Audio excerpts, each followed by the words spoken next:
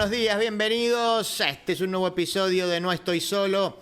Mi nombre es Dante Palma, han pasado unos minutitos de las 10 de la mañana. Voy a estar aquí junto a ustedes hasta las 11. A mi lado Juanjo Agüero produciendo, Juana Silva en la operación. Fin de semana especial de elecciones en la ciudad de Buenos Aires.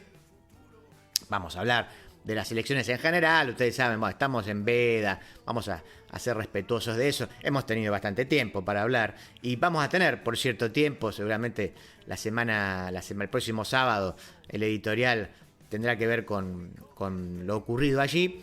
Pero bueno, entonces vamos a hacer, como solemos hacer, por cierto, un mix entre aspectos más coyunturales y otros que no lo son tanto. Más allá de que efectivamente en el editorial, y vamos a hablar de la política de los datos duros, también tomando en cuenta que el domingo pasado hubo elecciones, vamos a ver si encontramos algo así como tendencias más generales, ¿no? Porque para hablar y sacan un puntito más uno, un puntito más el otro, para eso tienen un montón de programas, encuestas, etcétera, analistas de poca monta. En fin, formalmente yo tengo que aclararles, por supuesto, que nos están escuchando a través de la radio, www.larz.com.ar, también a través de la aplicación y de mi canal personal, www.youtube.com/palmadante. Ahí siempre les digo, métanse, suscríbanse, toquen la campanita, todo eso es gratis, ¿sí? Y van a poder saber entonces cuándo subimos información nueva. A propósito, justamente, y como para no esperar hasta el sábado, vamos a inaugurar este lunes una serie de videos de análisis coyuntural, un ratito, ¿sí? Soy yo hablando un rato, nada más. Pero bueno, ya con los números en la mano, lunes a las 10 de la mañana, y por supuesto queda colgado ahí el video, así que no hace falta que lo vean en vivo. Si están laburando y eso obviamente lo pueden ver más tarde. Pero vamos a hacer un análisis de eso, que ocurrió, la de siempre más o menos, ganadores y perdedores, proyecciones, qué esperar, qué no esperar, qué es lo que viene, y seguramente lo haremos con las elecciones más importantes, eso, como para que no nos quede tan alejado el análisis hasta el sábado posterior a cada una de las elecciones. Así que arrancamos con Cava, seguramente cuando sea la de la provincia de Buenos Aires también lo haremos. Si hay alguna jornada donde en todo caso notamos que hay algún dato que valga la pena reflexionar, también lo haremos. Bueno, eso lo vamos manejando, pero por eso también entonces los invito a que me sigan en el canal, porque hay mucha más información que la que yo puedo desarrollar aquí en una horita, donde no tengo mucho tiempo, ¿sí? Bueno, así que eso, los invito.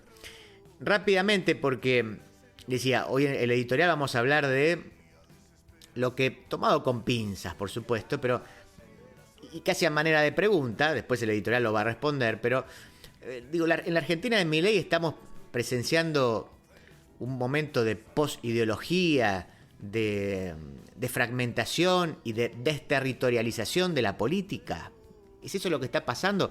Lo voy a pensar a partir de esto que circuló mucho entre analistas y no analistas, como, bueno, hay una tensión entre Caputo y Karina Milei, porque Karina quiere construir en el territorio, en cambio Caputo es el ingeniero del caos que simplemente busca negociar con los distritos y después de manejar todo de la Casa Rosada, como si las estrategias fueran incompatibles, ¿no? Bueno, en fin, así que a partir de eso es que lo retomo para hacer algunas referencias a lo que me parece que está pasando en la política en la actualidad.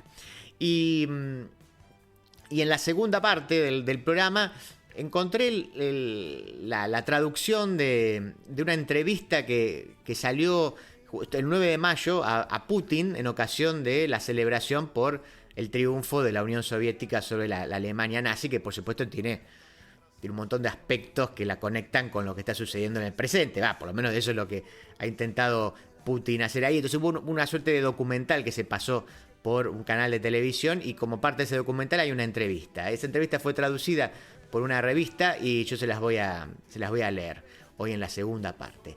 Más allá de eso, bueno, a ver, algunos comentarios sobre lo que ocurrió en la semana después de escuchar el audio del municipio de Merlo.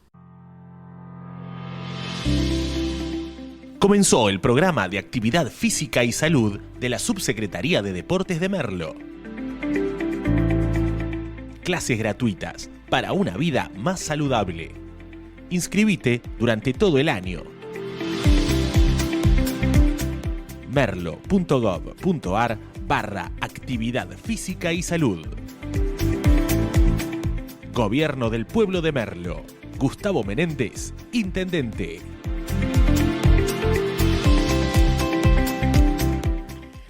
A ver, yo creo que a ver, más allá de las elecciones y de lo que fue ficha limpia y toda esta cuestión del honestismo, el regreso del pro honestista, ¿no? Y los Penato construyendo, que está bien, bueno, finalmente cada uno construye desde donde puede, ¿no? Pero su campaña por el lado de nosotros no somos igual. Casi en un sentido haciendo lo mismo que hizo Milei en su momento. Si Milei con la noción de casta pudo ubicar al kirchnerismo y al macrismo en el mismo lugar, eliminando la grieta, bueno, aquí lo que está intentando hacer el PRO es algo similar. Es decir, bueno, ¿qué elemento tengo yo para poder agrupar del otro lado, en este caso al kirchnerismo y a Milei? Bueno, la idea de ellos han pactado, ¿no?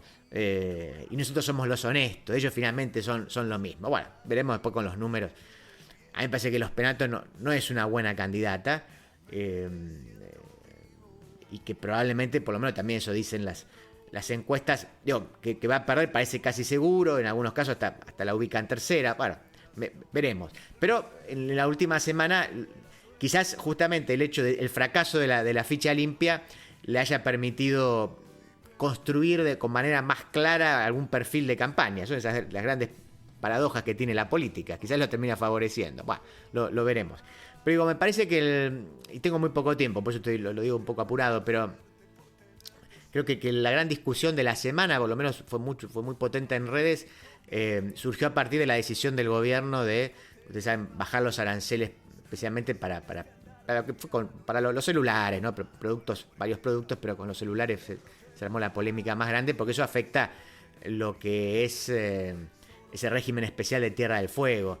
Estoy seguro que ya lo escucharon, y porque también el gobernador se lo va a decir, mira, hay distintos números, pero bueno, se habló de 4.000 empleos, 7.000 empleos, 10.000 empleos en riesgo. Finalmente lo cierto es que bueno, son muchos empleos, y ustedes saben que esto en realidad no viene de ahora, lo del régimen especial, tiene varias décadas, y más de 50 años. Y más allá de que obviamente lo que es el ensamblaje y especialmente las dos grandes empresas que están ahí detrás, esto sí es algo que tiene unos 20 años, pero yo vi una discusión que a mí me parece equivocada, esto de, digamos, presentar que, más allá de lo que haga el gobierno, pero se ha presentado, por lo menos que quienes critican este régimen especial, que finalmente es lo que también hace que estemos pagando, por ejemplo, un celular el doble de lo que vale en cualquier parte del mundo, digamos que criticar eso supone ir en contra de Malvinas, porque bueno, ustedes saben, la idea del régimen especial fue justamente lograr una serie de, ofrecer una serie de incentivos para poblar ese territorio, con la idea esta de que, bueno, naturalmente un territorio despoblado, bueno, es una invitación especial a que otras fuerzas lo terminen ocupando de una u otra manera. Entonces, o sea, es una decisión geopolítica esa, y que está bien.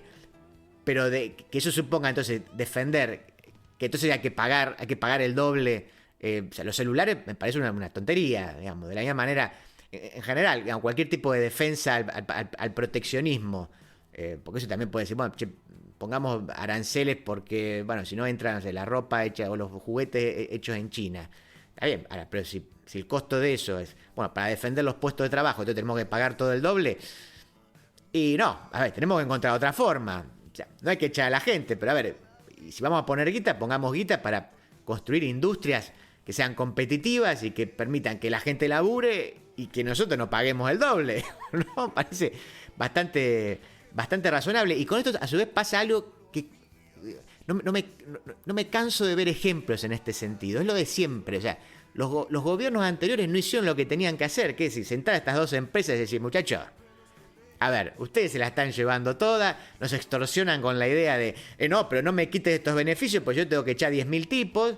y se la están llevando toda y a su vez perjudican al resto de la sociedad que paga además por un producto que vale menos. ¿Por qué no se avanzó antes? Porque si no iba a venir este gobierno y va a avanzar como un elefante en el bazar.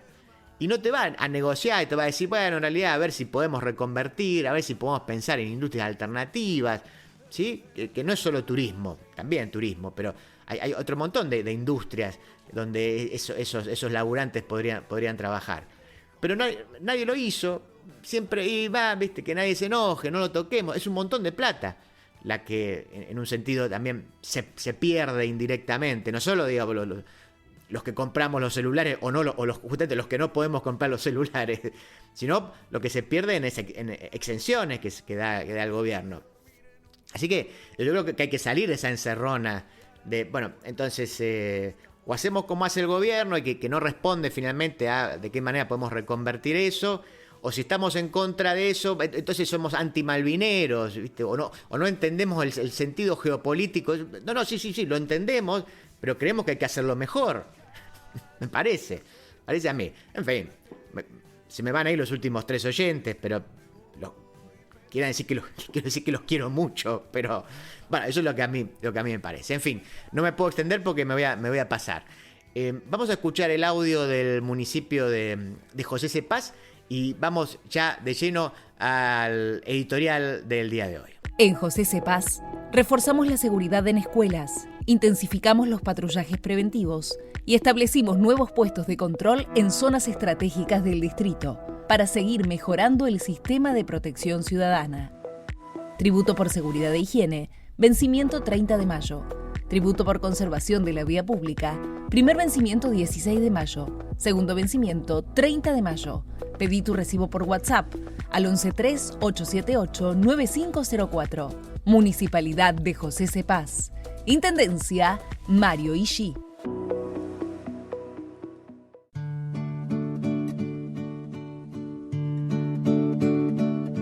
La Argentina de Milei. Fragmentación, posideología y desterritorialización. El periodismo ha dejado trascender una presunta discrepancia estratégica entre Karina Milei y Santiago Caputo de cara a las elecciones 2025. Para Karina sería necesario hacer de La Libertad Avanza un partido nacional que ofrezca candidaturas en cada distrito. En cambio, para Caputo sería más redituable, políticamente hablando, claro, negociar con las estructuras ya vigentes, es decir, con gobernadores, intendentes, etcétera, para no alterar el orden de los distritos y en todo caso luego aplicar el famoso palo y zanahoria desde la Casa Rosada. Desde mi punto de vista, yo sigo sin entender en realidad por qué se plantea allí como una tensión, cuando en realidad bien podrían ser estrategias compatibles. O sea, donde puedo armo y donde no puedo transo. Finalmente estuvo presente, por ejemplo, el último fin de semana con relativo éxito si tomamos como ejemplo el triunfo de La Libertad Avanza en Salta Capital, también en San Salvador de Jujuy, y a su vez, como parte de la otra estrategia, el triunfo en alianza con Esdero en Chaco. O sea, las dos jugaron ahí y tuvieron algún éxito, no total, porque después en otras elecciones también perdieron, en fin, pero yo creo que el resultado para el gobierno ha sido más bien positivo. Ahora, la pregunta sería, ¿podemos encontrar en estas estrategias, aun cuando puedan ser circunstanciales, que lo son, seguro, en otro contexto van a ser diferentes, pero hay ahí algunos indicios de la reconfiguración del mapa político y del modo de hacer política en la Argentina de Milei? Yo creo que sí. Y en este sentido, a ver, son de destacar, me parece, algunos hechos que, bueno, veremos, pero que eventualmente podrían transformarse en una tendencia. El primero, una fragmentación distrital que, en términos generales, desde hace ya varios años, controlan los oficialismos provinciales, ¿sí? Esa fragmentación es controlada por los oficialismos provinciales. Por supuesto que cuando hay una figura competitiva a nivel nacional, todo eso pues, se ordena, pero la política argentina hoy, digamos, todos en columna, digamos, pero la política argentina hoy debe dividirse en 24, o quizás a su vez, uno podría decir más, si interpretamos como provincias, por ejemplo, algunos municipios de la provincia de Buenos Aires o algunas grandes ciudades del interior, así que eso podría ser más todavía. Pero bueno, un ejemplo clásico de eso hasta hace un tiempo, por lo menos, pero que hasta hace un tiempo era excepcional, digo, era el Movimiento Popular Neuquino, era el clásico ejemplo. Pero en realidad después ya esto se multiplicó también. Y estoy pensando, por ejemplo, en esto que podemos llamar el cordobesismo, que gobierna Córdoba y que finalmente, digamos, inaugurado por De la Sote, que no se sabe bien qué es, ¿no? Y a propósito de este punto, digo, si el fenómeno ya de por sí es interesante, me gustaría agregar que a esa división de 24 o más tiene una característica que es completamente post-ideológica. A ver, recién les hablaba del cordobesismo. ¿Qué es el cordobesismo? O esto que yo llamo cordobesismo. ¿Es de izquierda? ¿Es de centro? Digamos, de la Sota, Schiaretti, Yarlora, ¿qué son de izquierda, son de centro, son de derecha, son peronistas no kirchneristas? ¿A qué Perón reivindican y cómo hacen para ganar en una provincia donde Macri o Milei pueden sacar el 70%, por ejemplo? No es una crítica, es una pregunta honesta. ¿Qué es eso? ¿Y qué es Sáenz en Salta? ¿Qué es? ¿Se diferencia mucho de Esdero, de Sadir o de Pasalacua? Sí, estoy hablando de Chaco, de Jujuy, de Misiones. Cuando todos vienen supuestamente de distintos lados, ¿no? Con distintos sellos. Por supuesto que hay excepciones como, no sé, la de Infran en Formosa, donde dice, bueno, ideológicamente ahí hay claridad, no importa, después te gusta, no te gusta, no importa, estamos hablando de otra cosa.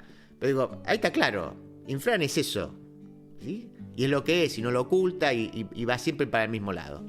Pero en general, digo, lo que tenemos son oficialismos posideológicos que se parecen como si la ideología fuera un asunto de la política a nivel nacional. Como si, no, acá nosotros nos ocupamos de arreglar el bache, ¿no? Lo otro dejáselo cuando haya discusión de la presidente, ¿no? Sin embargo, o en todo caso uno podría decir que el escenario, la verdad, es bastante paradójico, porque el gobierno de Milei, a diferencia de esto, está sobreideologizado. Incluso diría más que la propia Cristina, que era un gobierno también ideologizado, ¿no? Pero lo que se elige en las provincias, por lo menos, son gobiernos que pueden acoplarse a cualquier gobierno a nivel nacional, ¿no? o cualquier administración a nivel nacional. Si uno reduce esto a, bueno, lo que pasa que es la cintura propia de los dirigentes venales, o que están agarrados de las bolas porque dependen del... Eso me parece que es no comprender el fenómeno en su profundidad. Más allá de que eso existe, claro que existe. Pero ese creo que ahí hay un punto a tener en cuenta. Ahora, yo les hablé de varios hechos. Bueno, otro hecho que me parece que deberíamos destacar se deriva de la que mencionamos como la estrategia supuestamente caputiana de no ir a disputar en cada distrito, sino más bien negociar desde la Casa Rosada, incluso podríamos decir despreciando lo que se conoce como el territorio. A ver, digo, más allá del halo de misterio que hay detrás de Caputo, de lo cual se sigue que seguramente muchas de las cosas que se le atribuyen, digo, las buenas y las malas, probablemente no sean ciertas, pero esta, digamos, estrategia sería coherente con esto que se repite mucho ahora, está bastante de moda entre los analistas, de, bueno, seguir la línea iniciada por el movimiento 5 Estrellas en Italia, que también desarrolla, ustedes saben, Giuliano da Empoli en el libro Los Ingenieros del Caos, ¿no? Para quien no lo tenga presente, da Empoli cuenta la historia del experto en marketing, el italiano Gianroberto Casalecchio, quien en el 2000 entrevió que el futuro de la política estaría asignado por Internet. Y sí, estoy hablando del año 2000, ¿no? Y fue él quien le propuso al humorista famoso, a Beppe Grillo, y lo cito, dice, para convertirlo en el primer avatar de carne y hueso de un partido algoritmo, el Movimiento 5 Estrellas, asentado enteramente en la recopilación de datos de los electores y la satisfacción de sus demandas, ajeno a todo sostén ideológico. Esa es la cita. Desde el blog de Beppe Grillo, un blog en el que lo que se buscaba era la exacerbación de las pasiones negativas, especialmente el odio, la bronca, etc. La verdad que en muy poco tiempo el Movimiento 5 Estrellas, y jactándose de no ser ni de derecha ni de izquierda, se transformó en un fenómeno exitoso que de hecho le permitió formar parte de coaliciones de gobierno, ser los más votados, etc. De esta manera, Italia se transformó o habría sido algo así como un experimento que luego se replicó en otros países que tomaron el mismo modelo de manera abierta, explícita. Lo vuelvo a citar a Da Empoli, dice: lo que convierte a Italia en el Silicon Valley del populismo, porque es una forma populista esta, es que aquí por primera vez el poder ha sido tomado por una nueva modalidad de tecnopopulismo post-ideológico, sustentado no ya sobre ideas, sino sobre algoritmos desarrollados por ingenieros del caos. De ahí viene el nombre del libro, ¿no? Dice, no se trata como en otros lugares de políticos que contratan perfiles técnicos, sino más bien de perfiles técnicos que toman directamente las riendas del movimiento mediante la fundación de un partido y la elección de los candidatos que más se ajustan a su visión hasta asumir el control del gobierno de toda la nación. Ese es como Da Empoli explica el Movimiento 5 Estrellas. Ahora, bueno, decíamos que este tipo de movimientos ya no hablan de izquierdas y de derechas, pero esto por supuesto no significa que eliminen los antagonismos. Más bien uno debería decir todo lo contrario, los exacerban, casi siempre en la lógica de pueblo versus élites, de modo de captar ese voto enojado contra la dirigencia política. Ustedes saben, en Argentina eso fue la casta. Y bueno, así lo que termina sucediendo es que el populismo tradicional se abraza al algoritmo, y al algoritmo creado por los ingenieros, y establece ahí como una especie de nuevo matrimonio, un nuevo maridaje. Los ingenieros del caos, debe ser el libro más citado, insisto, por los analistas argentinos en estos últimos meses, pero la verdad que hay que decirlo, sus ideas se aplican a Milei, en todo caso de manera parcial, especialmente en lo que planteamos algunas líneas atrás. Además de no ser el producto de un ingeniero, no podíamos decir que detrás de Milei hubo alguien ahí que lo pensó, no. Es decir, él se forjó a sí mismo a través de las redes y la televisión. Insisto, después te gusta más, te gusta menos, no importa, pero esto es lo que pasó, ¿no? Pero también sería falso que el gobierno de Milei es un gobierno sin ideología o posideológico. No, la verdad que no. Es un gobierno sobreideologizado que tiene bien claro hacia dónde va, ¿no? Aspecto que lo diferencia de las construcciones provinciales, tal como yo se los venía comentando, y de las alternativas nacionales, a tal punto que La Libertad Avanza parece hoy ser el único partido nacional, con una doctrina por lo menos, aun cuando en algunos distritos ni siquiera logre presentar candidatos. Esto en 2023 pasó y creo que todavía aún en 2025 le va a volver a pasar. Pero su principal oposición, el peronismo, llamémoslo así en general, está, como diríamos en la jerga, está explotado, y en un proceso de descomposición del cual no parece fácil salir. No digo que no vaya a salir, pero en una situación de crisis, por lo menos. A ver, es importante detenerse aquí porque una opción sería pensar que entonces, el problema es la fragmentación y que todo se solucionará cuando haya un nuevo orden y una conducción clara. Es decir, sea Cristina, sea Kicillof, sea el que quiera reemplazarlo o el que pueda reemplazarla. Pero sin duda un gran acuerdo de unidad puede gravitar al momento de los votos. Claro, de hecho, por ejemplo, fíjense en Chaco. Si Capitanich, si las listas peronistas se hubieran unido, Capitanich salió segundo, pero si se hubiera unido con la otra lista peronista, hubieran salido cabeza a cabeza. Pero el problema no es la falta de unidad. De hecho, no sé, por ejemplo, yo estoy grabando esto antes de la elección en Ciudad de Buenos Aires. Seguramente va a ganar panperonismo, el panporesismo, lo que como quieran llamarlo, que va a ganar Santoro. En la provincia de Buenos Aires probablemente gane Kicillof, así que no es tanto un problema de los votos. De hecho en 2023 el panperonismo, ¿sí?, que gobernaba estuvo a 3 puntos de ganar en primera vuelta, así que pues no pasa tanto por ahí.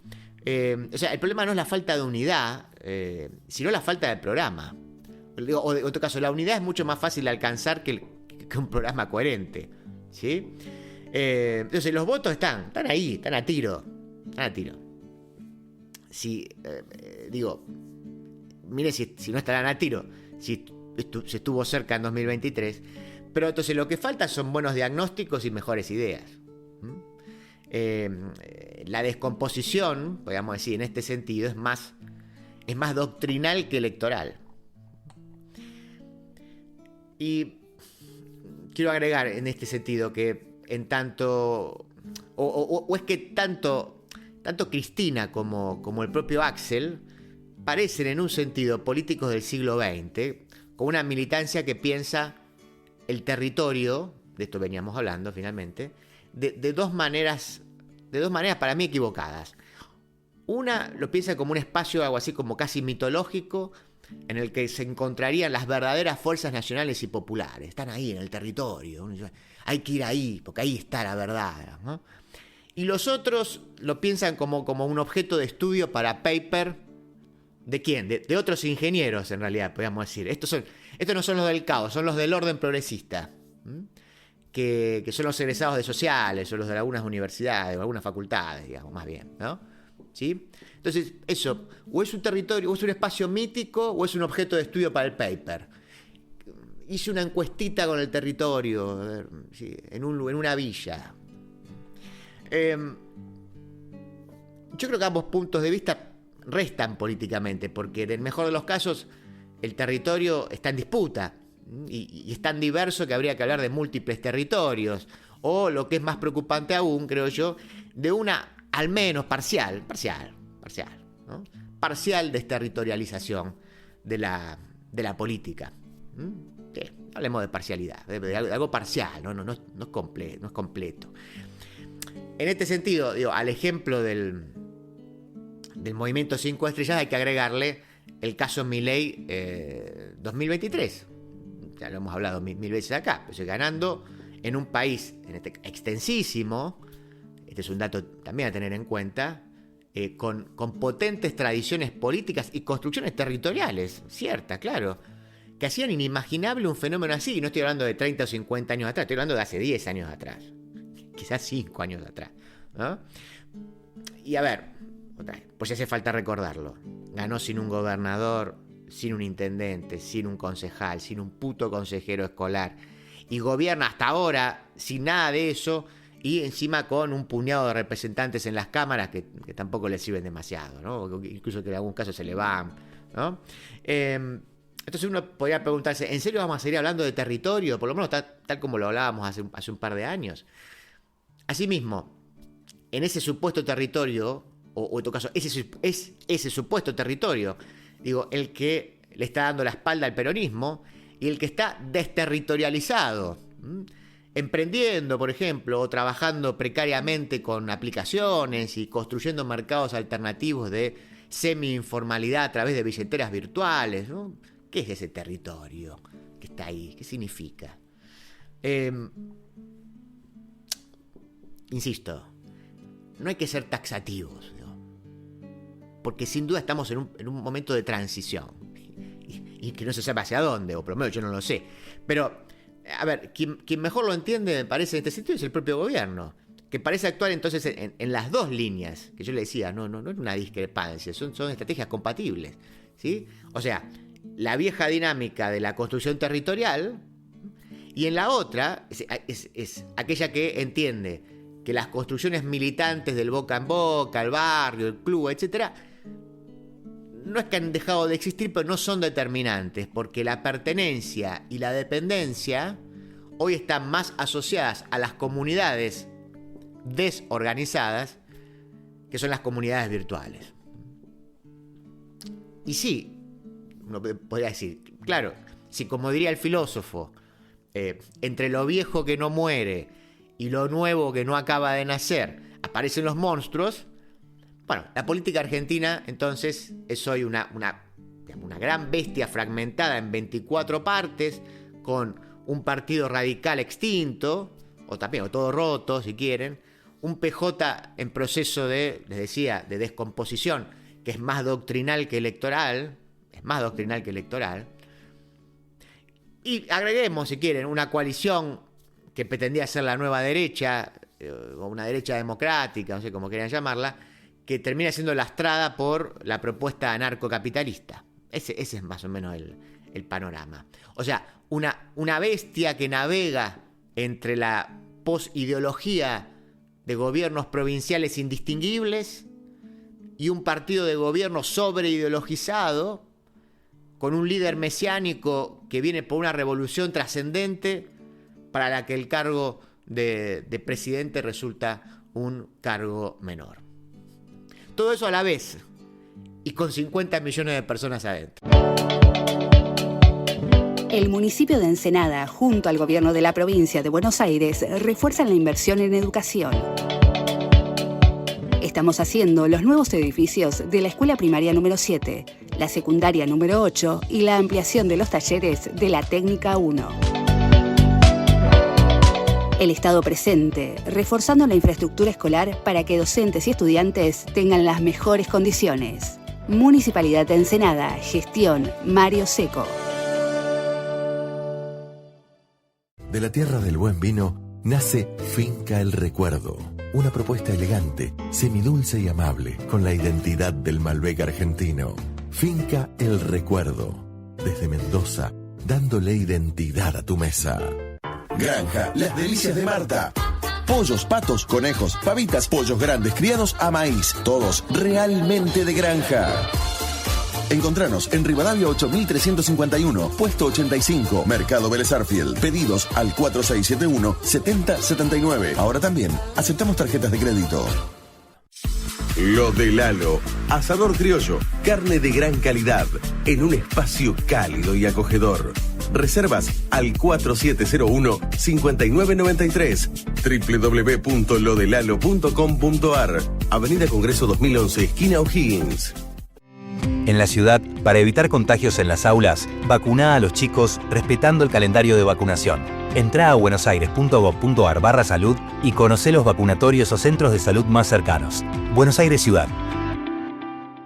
Ingresá a corazondezonasur.com.ar, la primera web municipal de adopción animal de Berazategui. Vas a poder conocer y adoptar perritos y gatitos e informarte acerca de todos los servicios disponibles para cuidar a los animalitos de compañía en tu ciudad. Berazategui, corazón de Zona Sur. Berazategui Municipalidad. No estoy solo, con Dante Palma, especialista en hacer programas de radio con y sin dinero. Mientras líderes, intelectuales y artistas transformaban el mundo, alguien les preguntó ¿por qué lo hacían? En No Estoy Solo, presentamos grandes entrevistas. Gandhi, Marx, Kennedy, Dalí y muchos más, dialogando con un periodista, para que nosotros podamos dialogar con la historia. Encontré una entrevista que le hicieron a Putin a propósito de ¿vieron el desfile que se hizo el 9 de mayo por el día de la gran victoria, ¿no? La gran victoria soviética sobre la Alemania nazi. Calculo que las imágenes circularon, pero como parte de lo que sería esa celebración, en la cadena de televisión Rusia 1 se emitió una especie de documental, etcétera, que se llama Rusia, Kremlin, Putin 25 años, y que tiene que ver justamente con, como parte de esa celebración, festejar los 25 años de Putin en el poder, llamémoslo así, sea al frente o por detrás. Ustedes saben, de manera ininterrumpida, más allá de ese periodo del 2008 al 2012, donde él va como presidente, pero después, pero siempre se dijo, bueno, finalmente por más que otro pusiera la cara, él estaba. Así que podemos decir que desde el 2000 hasta ahora, Putin es quien maneja los hilos de Rusia. Y bueno, entonces se le hace una entrevista que la revista Le Grand Continent la tradujo, y es de donde yo la voy a reproducir.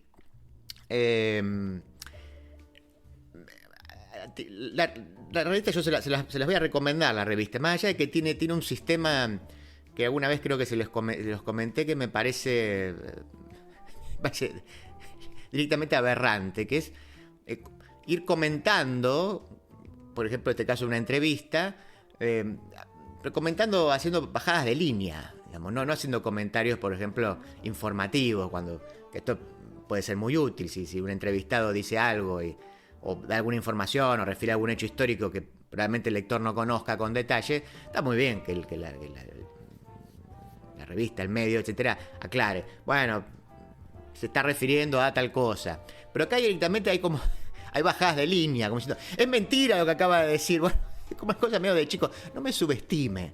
Así que entonces yo se las voy a reproducir tal como hizo la traducción la revista. Incluso voy a mencionar algunos de los párrafos aclaratorios que hace la revista, que están bien. A donde la revista hace bajadas de línea, insisto, como yo no los quiero menospreciar a ustedes ni subestimar, no lo voy a reproducir. Sí, porque eso, no me gusta tomar por tonto a la gente. Bien, en la bajada que hace la presentación la revista, dice, es una entrevista que sin duda es la exposición más clara de la forma en que el presidente ruso interpreta la historia de la Rusia postsoviética. Entonces, por eso me pareció que valía la pena. Dice, en esencia se trata de una historia en 3 etapas, dice la revista. Rusia al borde del colapso a finales de la década del 90 por haber creído en las falsas promesas de sus socios occidentales. Ha dedicado el último cuarto de siglo a levantarse económica, cultural y militarmente para ofrecer a los ciudadanos rusos un futuro brillante de estabilidad y prosperidad. Eso es lo que diría Putin, ¿no? Pero dice, pero él va más lejos y se inventa a sí mismo, como un presidente de la unidad que ha logrado impedir que las potencias hostiles procedan al gran reparto de Rusia en 4 o 5 partes. Y lo voy a mencionar, aunque esto sería controvertido. Dice, bueno, la revista indica que este relato confirma sobre todo un punto esencial. Para hacer realidad esta fantasía, Vladimir Putin ha necesitado y siempre necesitará la guerra. Esto no lo dice Putin. Dice, desde Chechenia hasta Ucrania, la guerra es el nexo que da sentido al discurso presidencial y lo ancla en la realidad más concreta de la población. Bueno, insisto, podemos saltear esto y leer la entrevista para que después cada uno saque su propia opinión. Ya dice Putin, o ese es el recorte que hace la revista. Desde el principio de la década del 2000 estaba claro que nuestro adversario geopolítico se comportaba de la manera más velada, diciendo una cosa para hacer otra. Yo mismo no lo entendí de inmediato. En un momento dado empecé a señalarlo a mis colegas, los jefes de Estado de otros países. Dicen, miren, ustedes anuncian una cosa y luego hacen lo contrario. Las personas a las que apoyan en el Cáucaso son separatistas, incluso fundamentalistas. Ustedes mismos, dice, los califican de terroristas, pero cuando están en Rusia alientan e incluso apoyan directamente sus actividades. Eso es lo que Putin dice que les decía a sus colegas. Si teníamos pruebas, se las presentábamos y nos respondían, sí, vamos a poner en orden todo esto. Pero nada cambiaba y más bien lo contrario, ¿no? Aquí entonces, el Gran Continente en la entrevista aclara, dice, bueno, Vladimir Putin se refiere aquí, ¿de qué está hablando? Bueno, se refiere a las tendencias separatistas que estallaron en la Rusia de los años 90, especialmente en el Cáucaso, y que dieron lugar a las guerras de Chechenia y a una serie de atentados terroristas, entre ellos el famoso secuestro del Teatro de Moscú en 2002, que ese fue muy famoso y donde Putin actúa de manera muy controvertida. Bueno, y en el mismo documental el presidente ruso también cuenta que esa toma de rehenes fue la primera vez en su vida que se arrodilló para rezar a Dios. Ustedes saben, eso fue un desastre. Continúa Putin. Dice, la principal tarea de todo jefe de Estado es preservar la integridad territorial de su país. Sabemos muy bien qué es lo que la amenaza, lo sabemos desde la antigüedad, dividir para reinar mejor. El mejor ejemplo de ello es Irak, un país pequeño que apenas podía defenderse, pero que poseía inmensas reservas de petróleo. Dividir para reinar. Esto significa que quienes buscan dividir siempre tienen la intención de reinar. Este principio se aplica tanto a las relaciones entre estados como a las que existen dentro de un mismo estado, con el objetivo de destruirlo desde adentro. En aquella época, y sin duda también hoy en día, aunque con mucho menos éxito y muchas menos posibilidades de lograrlo, ese era el plan infame que nuestros enemigos se esforzaban por llevar a cabo. Y digámoslo claramente, entonces tenían todas las posibilidades de triunfar, dice Putin. Dice, miren lo que ocurrió en la antigua Yugoslavia. Dice, tales estallidos de crueldad en el marco de un conflicto interno eran algo inimaginable en la civilización moderna. Dice, no me gusta hablar mucho de ello, pero ocurrió. Niños clavados a las vallas de sus propias casas. ¿Se lo imaginan? Es una catástrofe, es un auténtico horror. Entonces, ¿es esto realmente a lo que queríamos llegar? ¿Podíamos dejar que Rusia se hundiera en una pesadilla así? Por eso, mi principal tarea en aquel momento era preservar la integridad del Estado ruso, construida pacientemente durante un milenio por nuestros antepasados. Continúa Putin en esta entrevista que, insisto, salió publicada en ocasión de la celebración del 9 de mayo. El mundo civilizado se había convencido de la debilidad de Rusia, del colapso definitivo de esa Rusia histórica que conocíamos como Unión Soviética y de la necesidad de acabar con los últimos restos que quedaban. El más importante de ellos era la Federación de Rusia, que se pretendía dividir en 4 o 5 partes. Toda la responsabilidad del futuro del país recaía sobre mí. Por supuesto, hice todo lo posible para que ese escenario nunca se produjera. Ese es el origen, dice Putin, de las declaraciones que hice a nuestros socios occidentales, pidiendo que se respetaran los intereses de Rusia. En ese contexto pronuncié el discurso de 2007 en el que decía, dice, cita, las fuerzas de primera línea de la OTAN se extienden hasta las fronteras de nuestro país. En Bulgaria y Rumanía vemos aparecer bases estadounidenses avanzadas, denominadas ligeras, con 5.000 efectivos cada una. Estamos en nuestro derecho cuando preguntamos con total transparencia a qué adversario apunta esta ampliación. Si Rusia será independiente y soberana o no será. Esto no me acuerdo si es en la entrevista que le da a Tucker Carlson, creo que es de hace un año atrás, donde incluso Putin admite que en determinadas circunstancias él podría haber aceptado formar parte de la OTAN. Revísenla esa entrevista. Alguna vez la quise mencionar, pero digamos una entrevista muy, muy larga, pero está en video y está con los subtítulos, dura como 2 horas. Chequéenla en todo caso. Continúo. Eso es lo que quería hacer entender a nuestros socios, a nuestros colegas occidentales, con la esperanza de que lo escucharan y corrigieran el rumbo. Pero no han querido escuchar y no han reaccionado. Esto es precisamente lo que ha conducido en última instancia a los trágicos acontecimientos que se están produciendo actualmente en el frente ucraniano. Aquí hay una aclaración del gran continente que dice, bueno, el núcleo de la entrevista de Putin es precisamente aquel en el que responde en varios momentos de la entrevista la pregunta fundamental, que es ¿por qué no se desencadenó la guerra de 2022 ya en 2014? Recuerdan, Crimea, etc. Y si sus respuestas confirman que la guerra actual es la misma que la del Donbass, que es la continuación de la anexión de Crimea, donde los observadores occidentales han querido ver 2 secuencias inconmensurables. Para Vladimir Putin, la guerra en Ucrania comenzó en 2014. Si no temiéramos sobreinterpretar su discurso, podríamos incluso decir que en su mente comenzó en 2013 con los primeros acontecimientos del Euromaidán, que hicieron temer a las élites rusas una nueva revolución de color a las puertas del país. Esto dice la revista. Continúo. Se comprenderán que en 2014 no tuvimos más remedio que apoyar a los habitantes de Crimea y Sebastopol. Cualquier otra decisión habría significado abandonarlos a su suerte ante las masacres que se avecinaban. En 2014 era consciente de que esta decisión acarrearía graves dificultades, y así fue. Se impusieron sanciones de inmediato, pero no me cabe duda de que hicimos lo correcto. En aquel momento todavía había algunas cosas que no entendíamos del todo. Y además seguíamos teniendo cierta confianza, una confianza prudente, pero confianza al fin y al cabo, en los acuerdos alcanzados con nuestros socios occidentales. Al firmar los acuerdos de Minsk, teníamos buenas esperanzas de que se respetaran posteriormente. Como confirmaría el futuro, nos engañaron. Se trataba simplemente, con el pretexto de respetar los acuerdos de Minsk, de observar una pausa para rearmar mejor a Ucrania y prepararla para una guerra contra Rusia. Cualquiera puede dejarse engañar y en este caso solo queríamos creer porque dada la situación en la que se encontraba Rusia en aquel momento, no podíamos permitirnos no creer. No podíamos permitirnos emprender acciones demasiado bruscas sin haber llevado a cabo una preparación a largo plazo en materia de seguridad, refuerzo de las Fuerzas Armadas, economía y finanzas. No nos estábamos preparando, buscábamos sinceramente resolver la cuestión del Donbass por medios pacíficos, pero resultó que al bando contrario no pensaba ni actuaba como nosotros. En la práctica, en 2014, eso, o sea, el lanzamiento de una invasión a gran escala a Ucrania, habría sido poco realista. El país no estaba preparado para un enfrentamiento directo con todas las fuerzas del occidente colectivo. ¿Y qué ocurre hoy?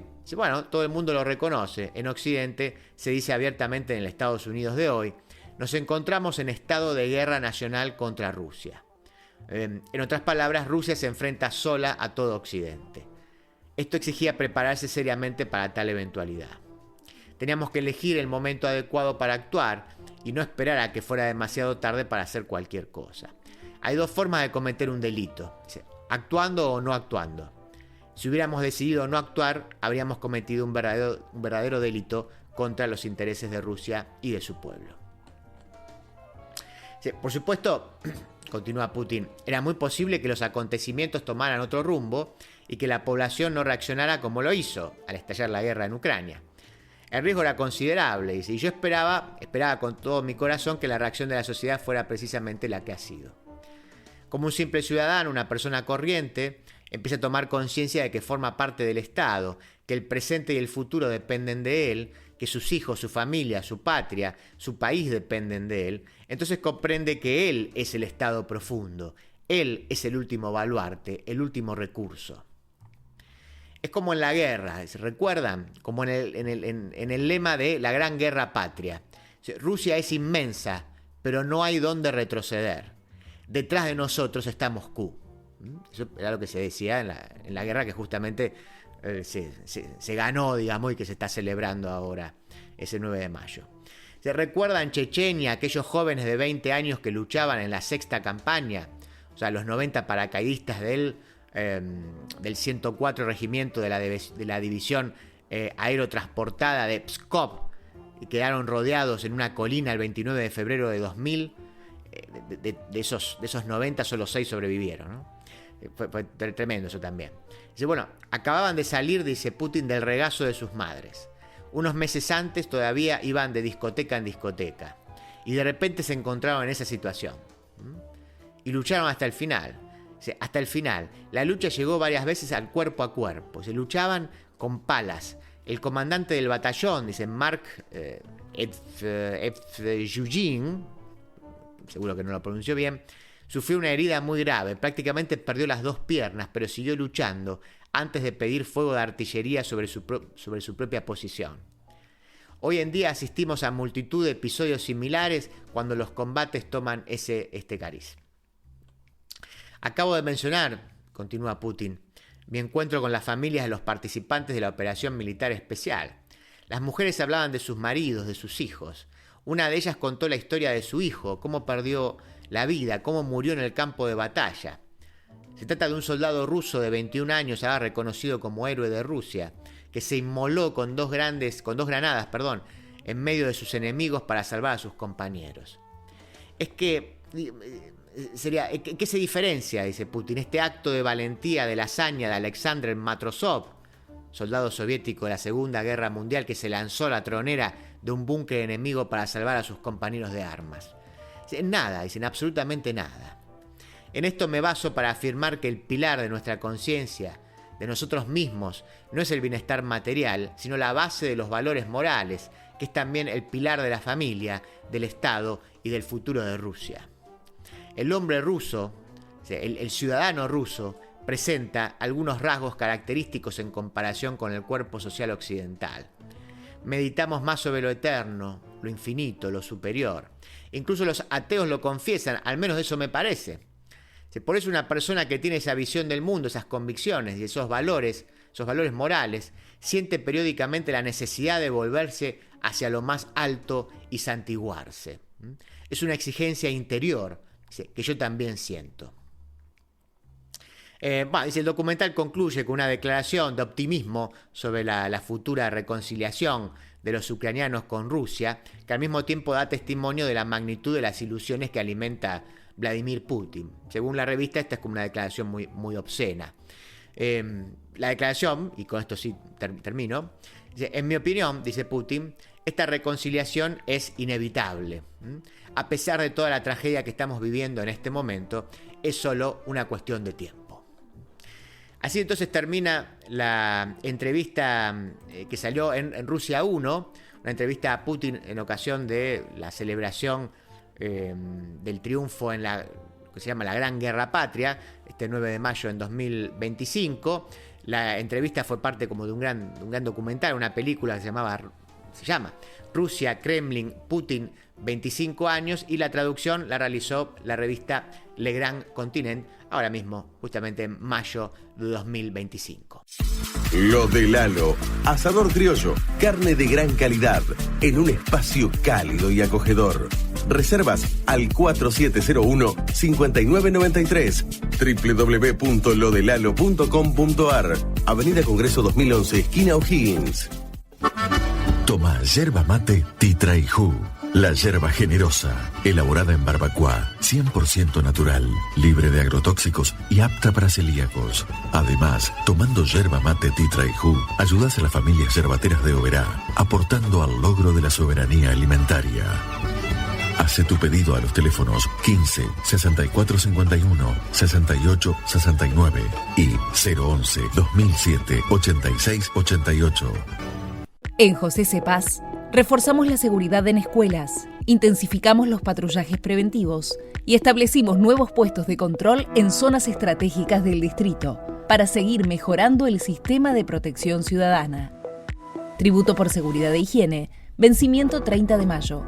Tributo por conservación de la vía pública, primer vencimiento 16 de mayo, segundo vencimiento 30 de mayo. Pedí tu recibo por WhatsApp al 113-878-9504. Municipalidad de José Cepaz. Intendencia Mario Ishii. En la ciudad, para evitar contagios en las aulas, vacuna a los chicos respetando el calendario de vacunación.